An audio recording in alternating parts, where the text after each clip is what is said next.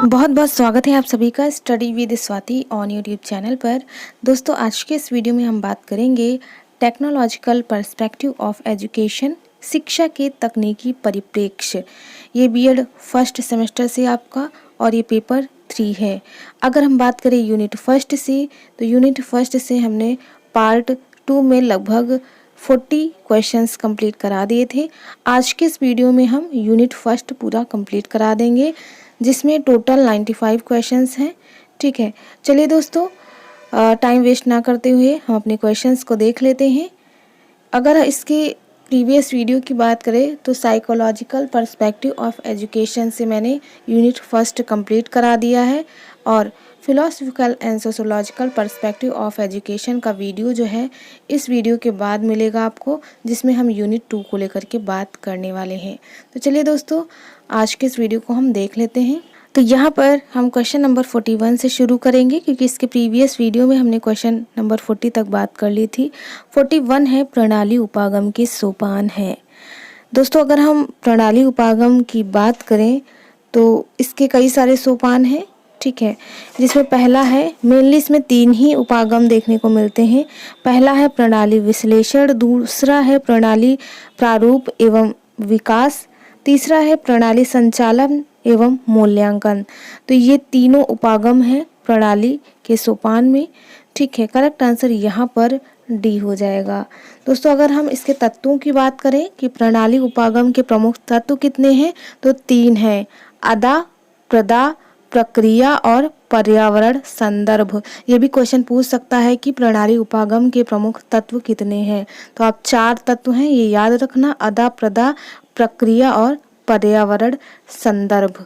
ठीक है, उसके बाद हम नेक्स्ट क्वेश्चन देखेंगे, क्वेश्चन नंबर 42 है।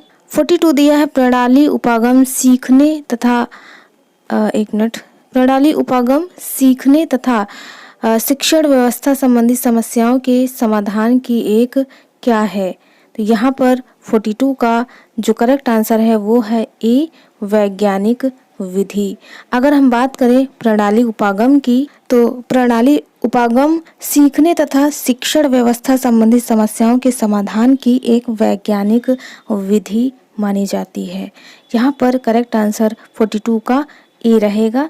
नेक्स्ट क्वेश्चन है 43, पाठ्य वस्तु तथा कक्षा व्यवहार दोनों ही तत्व किस तकनीकी में सम्मिलित किए जाते हैं।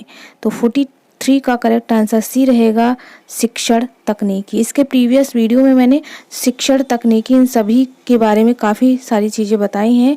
आप अगर बीएड फर्स्ट सेमेस्टर से और आपको इस सब्जेक्ट से जितने भी मैंने एमसीक्यूज कराए हैं इसका वीडियो चाहिए, तो आप हमारे चैनल की प्लेलिस्ट चेक करें। BEd first semester Hindi medium MCQs के नाम से है। ठीक है, यहाँ पर हम नेक्स्ट क्वेश्चन देखेंगे 44, शिक्षण तकनीकी में पाठ्य वस्तु को कितने सोपानों में विभाजित करके अध्ययन किया जाता है। तो 44 का करेक्ट आंसर बी रहेगा, 4। मैंने इसको भी बताया हुआ है कि शिक्षा तकनीकी की कितने सोपान है, इसके लिए आप प्रीवियस वीडियो ज़रूर चेक करें। 45 है, शिक्षण तकनीकी के किस सोपान के अंतर्गत शिक्षण विधियों, प्रविधियों, युक्तियों, सहायक सामग्री का चयन किया जाता है। तो यहाँ पर 45 का करेक्ट आंसर रहेगा बी है व्यवस्था। इसके अंतर्गत इन चीज़ों को सम्मिलित किया जाता है। नेक्स्ट क्वेश्चन है 46, शिक्षण का मूल्यांकन शिक्षण तकनीकी के किस सोपान के अंतर्गत किया जाता है। तो 46 का यहाँ पर करेक्ट आंसर डी रहेगा, नियंत्रण। क्वेश्चन नंबर 47 है, शिक्षण प्रक्रिया को आगे बढ़ाने के लिए विभिन्न अभिप्रेरणाओं की प्रविधियों का चयन शिक्षण तकनीकी के किस सोपान के अंतर्गत किया जाता है। तो 47 का करेक्ट आंसर सी रहेगा, अग्रसरण। क्वेश्चन नंबर 48 देख लेते हैं। क्वेश्चन नंबर 48 है, शिक्षण तकनीकी के किस सोपान के अंतर्गत शिक्षण पाठ्य वस्तु का विश्लेषण किया जाता है। तो करेक्ट आंसर ए रहेगा, नियोजन। क्वेश्चन नंबर 49 है, अनुदेशन प्रारूप को मुख्यतः कितने भागों में विभाजित किया गया है। तो 49 का करेक्ट आंसर रहेगा बी, 3। उसके बाद नेक्स्ट क्वेश्चन देखते हैं, क्वेश्चन नंबर 50। क्वेश्चन नंबर 50 है, काइबरनेट्स का अभिप्राय है। तो काइबरनेट्स का क्या अभिप्राय है, शासन करने से है। करेक्ट आंसर 50 का ए हो जाएगा। नेक्स्ट क्वेश्चन 51 है, प्रणाली उपागम का जन्म कब हुआ? तो प्रणाली उपागम का जन्म करेक्ट आंसर बी रहेगा, द्वितीय विश्व युद्ध के समय हुआ। क्वेश्चन नंबर 52 है, ई लर्निंग का आरंभ कहाँ हुआ? तो अगर हम बात करें ई लर्निंग की यानी इलेक्ट्रॉनिक लर्निंग, तो इसका जो जन्म है वो ब्रिटेन में हुआ। करेक्ट आंसर 52 का सी हो जाएगा। नेक्स्ट क्वेश्चन है 53 है, ई अधिगम द्वारा अधिसूचना संप्रेषण की सहायता से क्या दिया जाता है?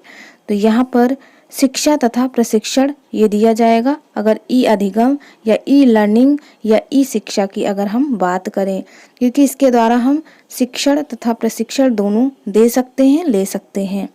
जैसे समय आप देख पा रहे हैं, कोविड की वजह से ई लर्निंग या ई अधिगम या ई शिक्षा का ही दौर चल रहा है। ऑनलाइन क्लासेस वगैरह हो रही हैं, ठीक है, बच्चे ऑनलाइन पढ़ रहे हैं। क्वेश्चन नंबर 54 है, ई सामग्री का उपयोग छात्रों द्वारा किस स्तर पर किया जा सकता है? तो इसका करेक्ट आंसर सी रहेगा, वृहत स्तर पर किया जा सकता है, क्योंकि ई लर्निंग में इंटरनेट पर सारी चीज़ें आपको मिल जाएंगी। जो एक किताब में चीज़ें नहीं होंगी वो सारी चीज़ें आपकी इंटरनेट पे मिल जाएंगी, ठीक है, ई लर्निंग के द्वारा। क्वेश्चन नंबर 55 है, वेबिनार है। तो वेबिनार क्या है? एक वर्कशॉप है। उसके बाद नेक्स्ट है 56 क्वेश्चन है, आभासी कक्षा कक्ष है। तो क्या है अभी आभासी कक्षा कक्ष? तो करेक्ट आंसर डी हो जाएगा, ऑनलाइन पोर्टल है। क्वेश्चन नंबर 57 है, कंप्यूटर सहायक अनुदेशन का विकास सर्वप्रथम कब हुआ था? तो कंप्यूटर सहायक अनुदेशन का विकास सर्वप्रथम सन 1961 में हुआ था। करेक्ट आंसर यहाँ पर 57 का बी हो जाएगा। नेक्स्ट क्वेश्चन 58 देखते हैं। 58 है, कंप्यूटर सहायक अनुदेशन का विकास सर्वप्रथम कहाँ हुआ था? तो कंप्यूटर सहायक अनुदेशन का विकास सर्वप्रथम अमेरिका में हुआ था। नेक्स्ट क्वेश्चन 59 है, कंप्यूटर सहायक अनुदेशन का विकास सर्वप्रथम किस विश्वविद्यालय में हुआ था? तो अगर हम बात करें कंप्यूटर सहायक अनुदेशन के विकास की, तो इसका विकास करेक्ट आंसर बी हो जाएगा, इलिनोइस में हुआ था। नेक्स्ट क्वेश्चन देखेंगे 60 है, सूचनात्मक कंप्यूटर सहायक अनुदेशन को और किस नाम से जाना जाता है? तो यहाँ पर 60 का करेक्ट आंसर ए हो जाएगा, पूछताछ अनुदेशन।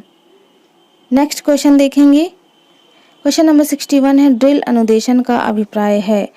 तो ड्रिल अनुदेशन का अभिप्राय व्यवहार में स्थायित्व, अभ्यास कराना, अनुभव में स्थायित्व, उपर्युक्त सभी इसका करेक्ट आंसर हो जाएगा। नेक्स्ट क्वेश्चन है 62, माइक्रोसॉफ्ट वर्ड उदाहरण है। तो माइक्रोसॉफ्ट वर्ड किसका उदाहरण है? तो एप्लीकेशन सॉफ्टवेयर का उदाहरण है। उसके बाद नेक्स्ट क्वेश्चन देखेंगे 63, इंटरनेट की उस सेवा को जो ऑडियो एवं वीडियो वार्तालाप प्रदान करती है कहते हैं। तो 63 का करेक्ट आंसर सी हो जाएगा, वीडियो कॉन्फ्रेंसिंग। नेक्स्ट क्वेश्चन देखेंगे 64 है, ई लर्निंग को और किस नाम से जाना जाता है? तो यहाँ पर इसका आंसर आप सभी बता सकते हैं।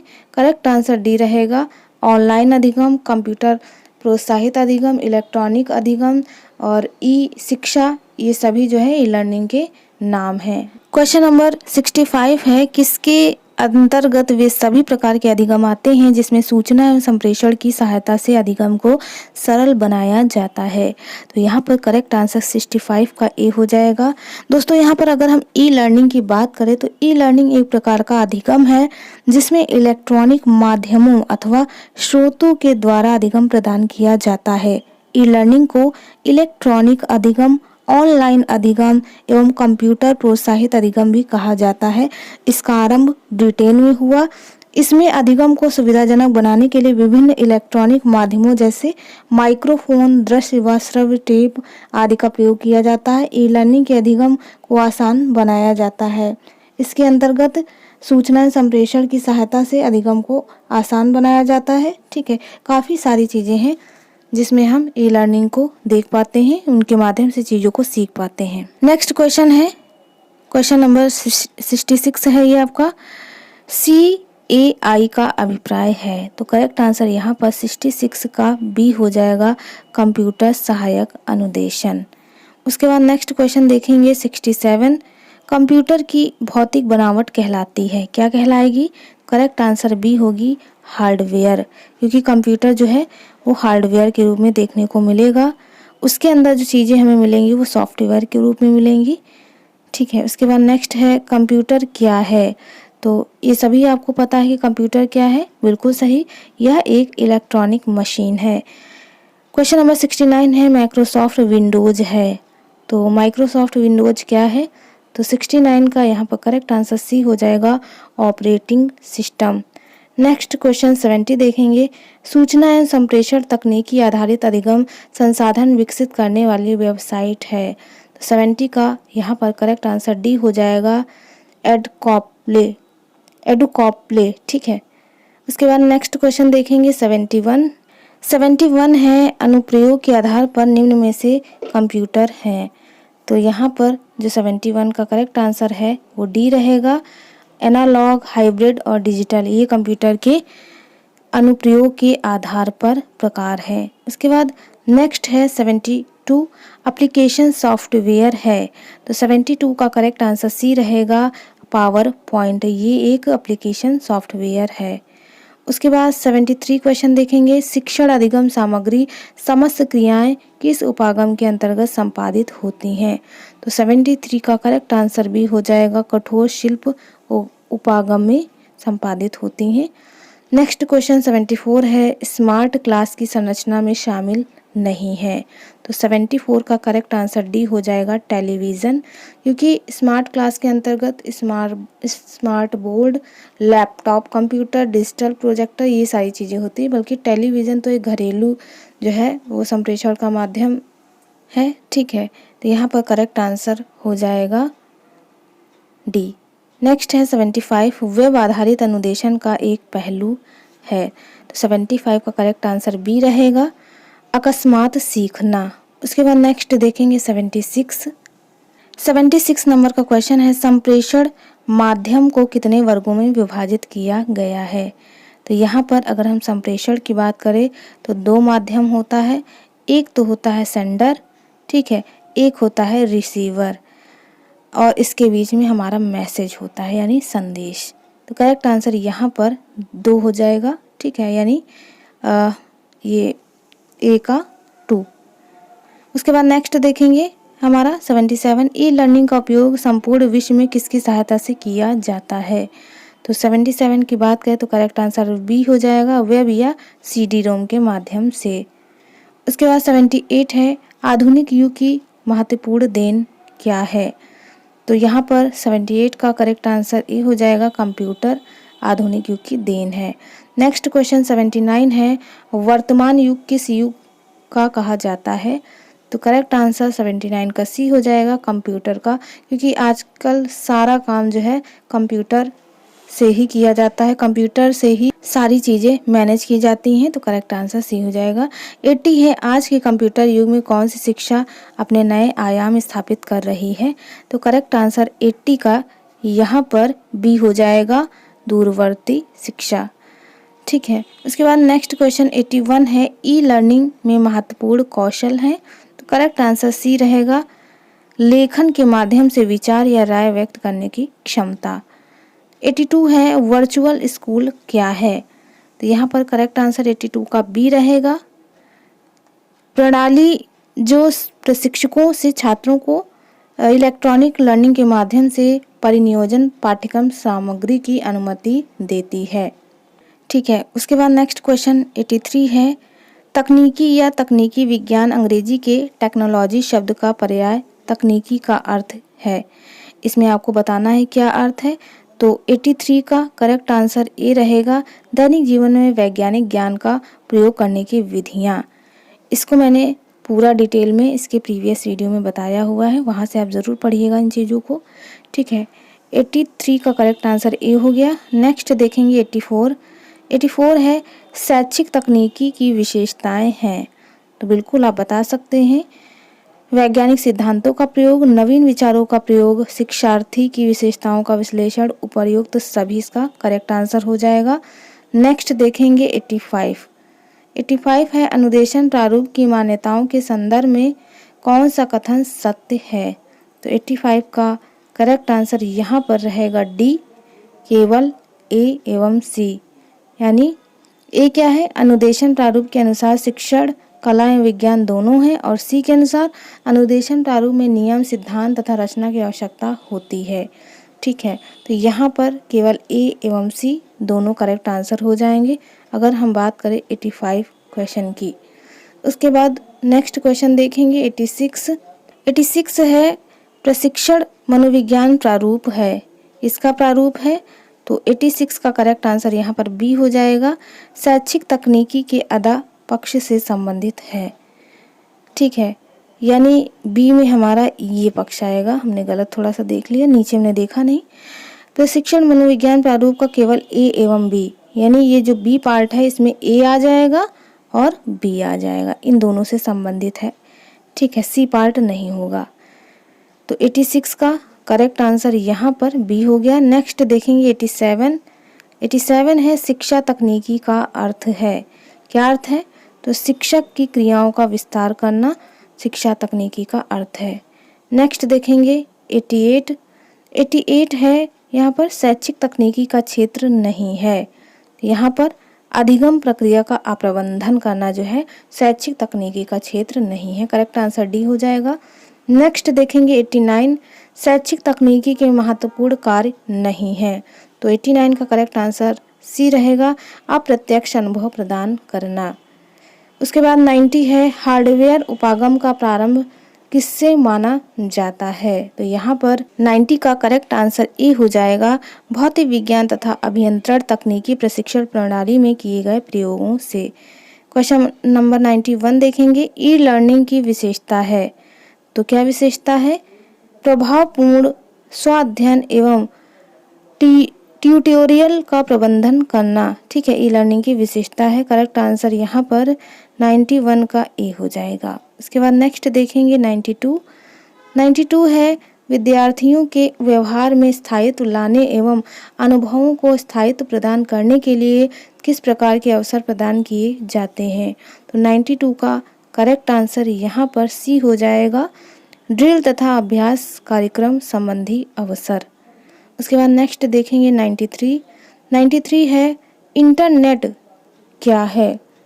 तो इंटरनेट की बात की जाए तो करेक्ट आंसर सी है, किसी संस्था के अंदर सूचनाओं के अंतरण के लिए यहाँ पर प्रयुक्त आंतरिक नेटवर्क को इंटरनेट कहा जाता है। अच्छा, यहाँ पर आपके लिए एक प्रश्न है, इंटरनेट का फुल फॉर्म क्या है। अगर आप पढ़ रहे हैं तो इसका आप कमेंट में आंसर दीजिए। इसको भी अगर हम देखें तो आपके क्वेश्चन भी पूछा जा सकता है कि इंटरनेट का फुल फॉर्म क्या है। तो इंटरनेशनल नेटवर्क जो है इंटरनेट का फुल फॉर्म है। उसके बाद 94 की बात करें, वेब आधारित अनुदेशन माध्यम है। तो किसका माध्यम है, करेक्ट आंसर ये हो जाएगा, शिक्षण संबंधी वातावरण तैयार करने का। लास्ट क्वेश्चन 95 है। 95 क्वेश्चन है, वेब आधारित अनुदेशन बढ़ावा देता है। तो किसको देता है, दूरवर्ती शिक्षा के आर्थिक विकास को बढ़ावा देगा। करेक्ट आंसर 95 का ए हो जाएगा। तो दोस्तों आज के इस वीडियो में हमने लगभग 55 क्वेश्चंस को लेकर के बात की है और यहाँ पर ये आपका यूनिट फर्स्ट कंप्लीट हो गया है। इसके नेक्स्ट वीडियो में हम यूनिट 2 को लेकर के बात करेंगे, जहाँ पर हम लगभग 95 क्वेश्चन में से 50 क्वेश्चन आपके कराएंगे यूनिट फर्स्ट के पार्ट 1 में।